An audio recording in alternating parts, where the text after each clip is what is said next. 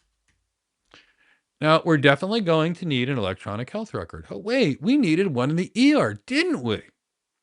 Yes, we did. Now, the one that the ER is going to like best is not going to be the one that we're going to like best on the floor because they have a different workflow. So, should they have a second one or should we use this? It all depends on the business. Now, we also need to have documentation, clinical documentation.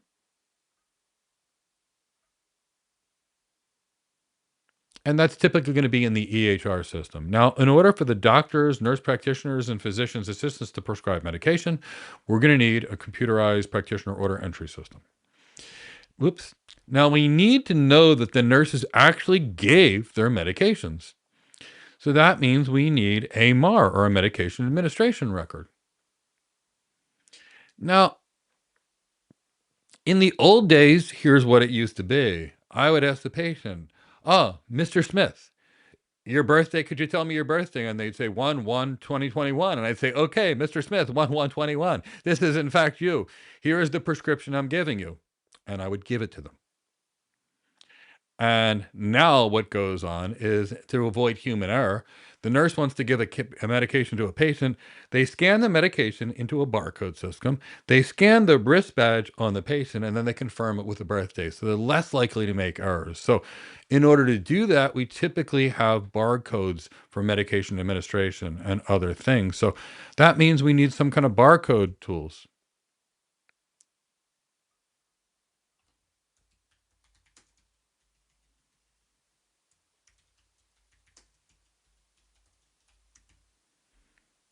We're only talking clinical, and I know something looks wrong about this. So again, I might want to give my nurses, my doctors some decision support along the way.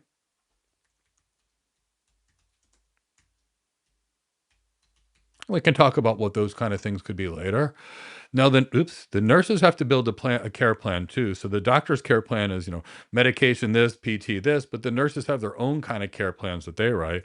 So we have to get nursing care planning applications here.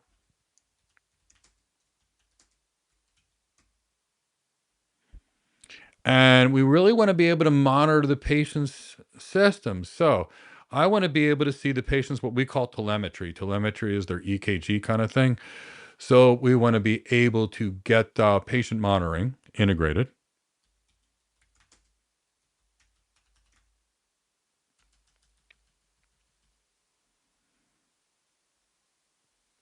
And of course, we're going to need like some patient education to send people home. Like I'm going to send you home with advice. I need a system that's going to help do that for me. And I need to plan your discharge.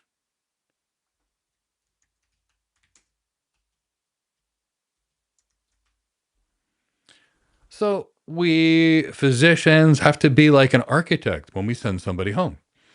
We can't just say, "Goodbye, have fun." We have to say, "Do you have someone to take care of you in your house?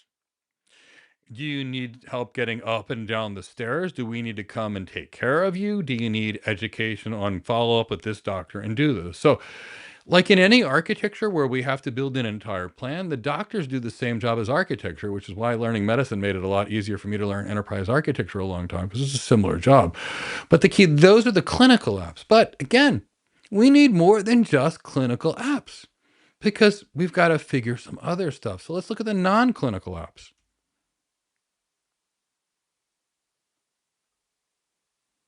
And then we'll do the front of the house. And each week, we're going to break this into different levels. And for our non clinical apps, we're going to need a lot of things. So we need to know who's where, like who's in what room. So for that,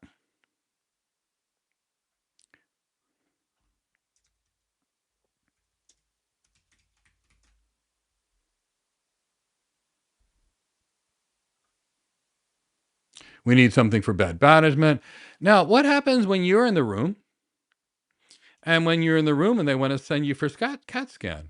Well, we can't lose the people along the way, so we need to track them. Again, these are non-clinical apps because it's not that the doctors and nurses are looking for for people. It's well, hopefully the nurses aren't. Hopefully it's transport, but the nurses could be doing it. So there is that. Now we need to make sure if the room's cleaned. And that's called environmental services in most hospitals. I don't make up these names. Now, something funny about people is we actually need to eat. I mean, we don't survive real well without eating, so they need to feed us.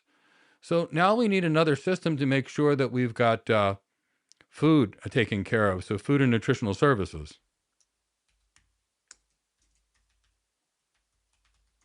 And there'll be apps for that we'll use. Right now, we didn't pick a vendor. We're just looking at what we're going to need. Now, we're going to need to be able to bill people. Every time we do something, we have to charge the patient for it. So we're going to need some kind of charge capturing system or a system that'll capture charges.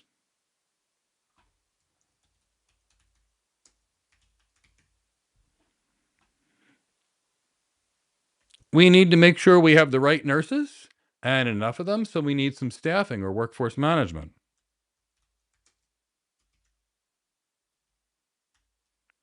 Now, here's what I want you to notice. Look, when we go back to the ER, look, they need that EHR, that computerized physician order entry system, the clinical decision support, medication administration record, and the lab system. In the ER, we want speed, speed. Clinical support for emergencies, speed, speed. Over here, for the inpatient care, we want detail. Oh, we want to make sure that we're not making any mistakes, that we're methodical about everything that we do, that we're monitoring everything. We're building medium-term plans for the person. So there is that. Now, we're also going to get to the front of the house. I'm going to just pick the business side of the house just so you can see 3 different units in the hospital and how they're so different. Like I said, if we went through the entire hospital, it could get fairly extensive. So let's look at the front door. So you may actually research a hospital before you get there, right? You may see their advertisements, and maybe your doctor says, well, I'd like you to get a routine scan, maybe a mammogram to make sure somebody doesn't have breast cancer, or a uh, or another kind of a scan that we use for a health and wellness scan. So lots of people that go to the hospital to get their blood drawn, to get their cholesterol checked, to get a mammogram, to get a colonoscopy, these are things they plan ahead of time. So now the front of the house, which is more the business side of the hospital, has very different things we're focused on. So what is the main front of the hospital focused on? So we're going to focus on that in terms of business capabilities. So the business capability here. So this will be front of hospital. We'll just call this business capabilities.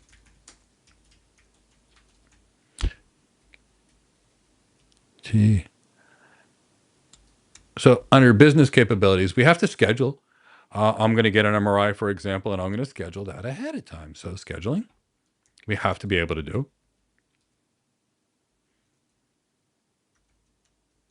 What do you think would happen if 50 people came in at the same time and there was only space for one of them? Nobody'd be too happy. So we've got to get this right. We need to manage appointments. So let's say you call, you create a schedule, and then you actually have to be able to change it because your boss asked you to stay late that day. Your wife said, I need you to go here, and you can't make that appointment. So you need appointment management. Now, you might need a referral. Or you might be looking for a various doctor. Maybe you're searching for this specific neurosurgeon that you were told is that hospital that has a great registration. So you need some kind of way you can search for a provider. I'm an internist and I need a cardiologist. I want to be able to see who's available to see my patient inside of our health system. So we need to be able to search providers. Can Lisa see you in the office on Thursday? Or can she see you next Tuesday? Now, generally speaking, you might want to be able to register online some of your information ahead of time. So I might need to do some online registration now to make sure I've completed everything before I've got it. Now, at least in the United States and many other countries, including England, where you have Bupa, for example, you're actually going to, in some way, shape, or form, check their insurance to see if it's covered. So that typically what's called insurance authorization.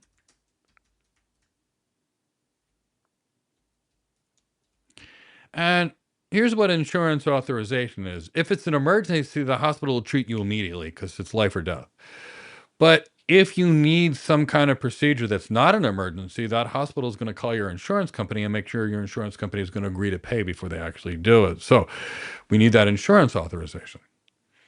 Now, how do we bring somebody in? So, how do we bring them in? We've got to have some kind of patient intake where they register. We collect all their demographic information, their billing information. So, we'll call that patient intake because this is when you register at the hospital. Now, we need to be able to refer. You see the internist. The internist is basically the enterprise architect. The internist says you need to see a cardiologist, which is the equivalent of a platform architect in the medical world, and they send you there. So we need to have the ability to do referrals. We have to make sure you are who you claim to be. Ooh, what if I think you're Joey and I'm using Joey's insurance, but you're really Sally or Billy Bob? Okay, so we have some form of patient identity management.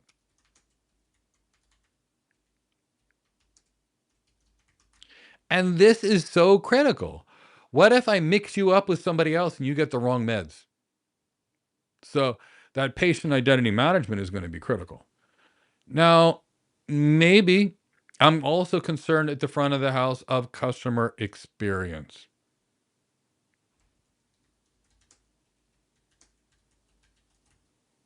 So if you hate your experience, you're probably not going to go back. So we typically have some customer experience components and business capabilities that we have to have at the front of it. Now, in order to make this stuff work, there's a whole lot of stuff that we might actually need. Now, some of these applications are going to be overlapping and some of them won't be. So let's look at first the clinical applications that we would use in this department.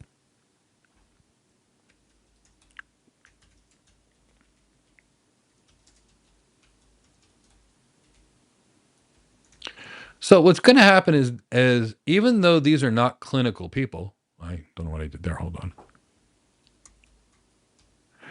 They are going to be pulling information that is actually coming to the clinical application that'll have this. Some of this insurance probably would be in your medical record. Your patient intake needs typical records. So at the same time, we're going to have some supporting clinical applications, and some of them are going to look very familiar. They're going to be the electronic health record that we talked about that everybody's had so far. There's going to, but now we'll have a patient portal. The patients might be able to self-schedule or something like that.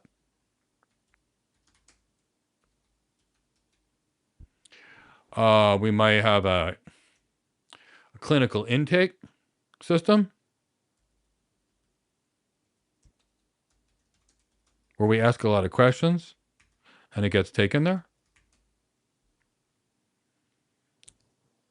We may have a triage application at the front of the house to kind of help us along the way, to help us score our non-emergency things. But here we're going to have a lot of non-clinical apps. That's going to be the majority of it. So we will need to schedule people, right? So we're going to need some kind of enterprise scheduling system.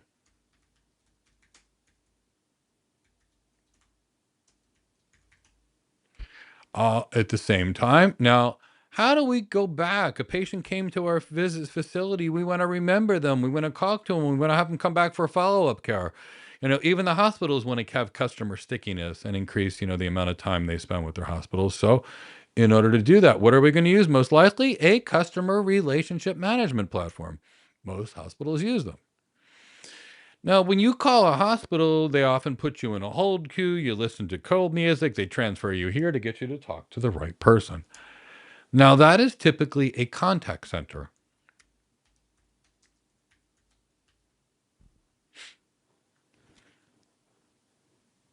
Now, we're probably going to need some IAM here. And guess what? we're going to need more than one kind of IAM, because if the patients are allowed to register, they're going to need customer IAM. And yet at the same time, we're going to have our employees that are going to need their own IAM. So I'm just going to put IAM down here for right now. Now, we need to be able to check their insurance to see if we're going to get paid before we do something. So that means insurance verification software.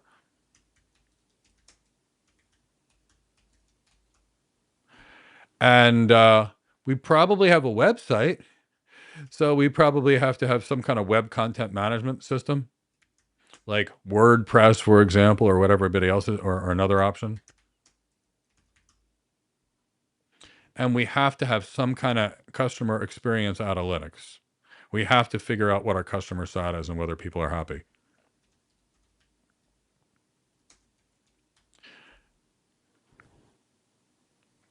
Let's add this in here for right now. Let's call this front of hospital.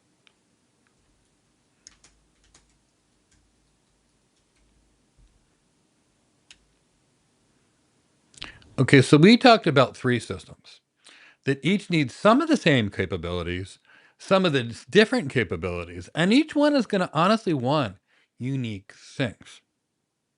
Now I'm going to go back to this. You may have noticed that I didn't say Salesforce for the CRM. I didn't say Cisco Contact Center. I didn't say Okta for IAM. I didn't think whether it's going on AWS, Azure, or Google. I didn't pick a firewall vendor yet because it's irrelevant at this matter. Right now, what we're doing is we're analyzing the organization. We're going to look at what capabilities they actually need to be successful. And then we will figure out all the other stuff that's going to help them be successful. Throughout this program, we'll help them figure out some of the other stuff. We'll think about how it would work and how we could host it. We'll go through various components because we're going to add a lab in each and every one of these architecture days. So that's what I wanted to show you today. We start with the organization. We start with the capabilities that organization needs after we know where we want to go. So we've looked at some applications here. Where should we take this hospital? Which obviously we want to start with first. Well, I'll give that some thought and we'll take our hospital there where we're actually going with this as the next phases. But phase 1, here's the business. What does that business need to be able to do to be successful? Start there. Note, if we started at the end technology and picked a Palo Alto firewall, we have no idea whether that's going to be right or not for that business. If we pick the Salesforce CRM, we don't know if that's going to match the way our billing department uses CRM systems. It might not. If we picked a Cerner electronic health record, which is a rock solid electronic health record, it may not be in the best interest of our emergency department, which could be the busiest one in the country. I'm not saying it is or it isn't. My point is that's why we never start with the actual product. We start with what we're trying to help that business achieve. We start non-biased with no preference for anything except making our clients successful. All right. Are there any questions here at this point? So while we'll see if you have any questions, let's talk about all the fun stuff we covered today before I bring in any questions. We talked about what is enterprise architecture and the purpose of enterprise architecture and business strategy. We talked about the scope of enterprise architecture, the domains of enterprise architecture. We talked about how we operate as enterprise architects and how we map strategy to business capabilities. We talked about enterprise architecture artifacts as a tool as opposed to the job. We talked about enterprise architecture versus enterprise architecture theory. We talked about misconceptions about enterprise architecture. And we talked about how to communicate enterprise architecture and what it is. So I hope everybody learned a lot. Chris, is there any questions that for me back there right now to answer?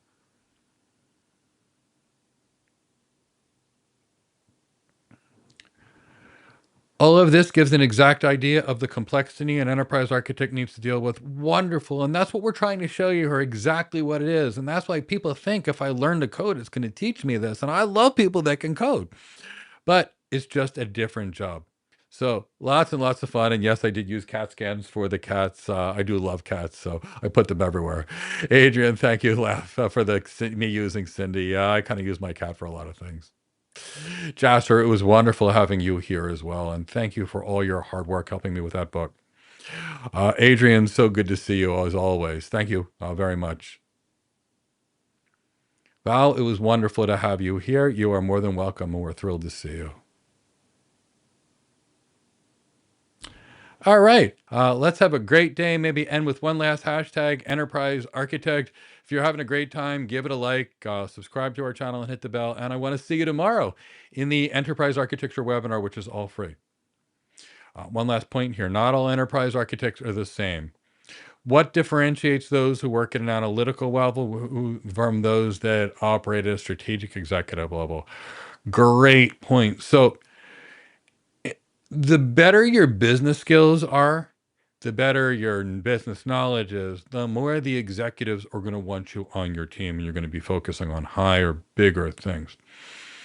The more understanding you have in terms of how businesses operate, the kind of pain points businesses actually have, the challenges that they have, the bigger and more strategic your work will be. If you can create solutions that drive revenue, drive decreases in operating costs, you will be at the executive level. If you can spend your time and you're talking strategy and you're building a roadmap, how do we go from where we're at to where we want to go today? You're operating at the executive level, and it will always stay that way. And the only way it will not stay that way is if the enterprise architect doesn't have the actual business acumen needed for the job. They'll be migrated down towards other things that don't look like enterprise architecture, and I've seen it. If they are focused on product or focused on technology, again, that tends to hurt the person. And if the person looks biased, that tends to bring someone more down towards the solutions architect world. And here's the reason. If you're biased to like Cisco, and I worked at Cisco, so when I was a solutions architect, it's okay to love Cisco. It really is, as a Cisco solutions architect. But as the enterprise architect, I can't love any vendor. I need to be in love with making my clients successful and look at any tool, any process, anything to get them there. So hope that answered your question there. It was wonderful having you all. Thank you all so much. Oh, okay. Who decides the 2B capabilities? Is this a collaborative effort with the business analysts? So, James, we work typically way above the business analyst level. You won't be having any conversations with business analysts. Who decides the 2B capabilities? The executives in the organization. It could be the EVP of sales will determine that sales needs a new capabilities. It could be an EVP of marketing that determines marketing needs a new capabilities. It could be the CEO of the business that says we need a new capability. So it's going to be the executives that give us the that help us determine what capabilities they need, and we need to advise them. For example, that hospital might say we'd like to achieve objective X, Y, and Z, and then we go with them and we learn how their business operates. We learn their actual business architecture, their key business processes, their key value streams, and say, in order to get here, you're going to need to be able to do this, this, and this. So a really great enterprise architect is working with the key stakeholders and executive teams, and we consult back and forth on it. But that starts from the executive team. This is an executive job, executive work. So it typically starts from much higher than the business analyst level. Although business analysts are great too, and you may get to work with some. I've never actually worked with business analysts. I've worked with the C-suite in the last 25 years, but I've met many really smart and strong business analysts. Good question. What are the practice to design data projects on the cloud? So let's remove the cloud from the equation and let's look at data. What are we dealing with in an architecture? We are determining who is the owner, what information is sensitive, how do we categorize that kind of information? And I'm not a data guy, but would love to get Praveen here. He's a full-fledged data architect, and if we have Praveen, we'll definitely get him here. But so I'll have Praveen talk about a data architecture day. But the key is to remember the first thing we look at is not the cloud. The first thing we look at is what is the business outcome we're trying to achieve for that data architect. Then we look at what is the data. We look at the actual value of the data. We look at who is the owner of the data. We look at how do we categorize that data. We look at how do we protect that data, things like a data privacy, which could be anything from data minimization to data tokenization to obfuscation, for example. Then we learn how we focus on how we're going to store the data, how we're going to move the data throughout the entire systems. where that data should be stored. Is it structured data? Is it semi-structured data? How and where we're going to maintain the hygiene of that kind of data? That's data architecture. So your project is not to design it in the cloud. The question is to design the right architecture. Now, after you design the right architecture, then you determine where you should put it without bias. I'm going to tell you right now, in at least 50% of the cases, the answer is not the cloud. In maybe 50% of the cases, the answer is the cloud. So that is the key. The key is first, what are we trying to achieve? And then what do we want to achieve? And then we pick the vendors last. So think about that. But I will tell you this, for the majority of things, the data in the data center and the data in the cloud is identical. With the exception, we've got more options and more control in the data center because the cloud provider themselves is just offering virtual data center services. But the best practice is don't just start a data project, figuring out what you are trying to achieve, figure out the kind of data that you need to get there, figure out the kind of sensitivity, how you're going to categorize the data, figure out how you're going to make that data flow, where you're going to store that data, and even how you're going to normalize it, clean it, collect it. That's data architecture. I'll bring Praveen from my team one day. Praveen's a really great data architect. We trained him as a data architect. We moved him to a cloud architect, but he's got a lot of data architecture and he advises some of our students sometimes. So I'll try to get that happening at some point in the future. Great question. And Jasper, I can't wait for the next session either. Fun class. Thanks so much, Adrian. And you are so welcome. It was so nice to have you here. Take care, everyone. Have a wonderful day. I can't wait to meet you and see you next week. And I hope to see so many of you in our Enterprise Architect web.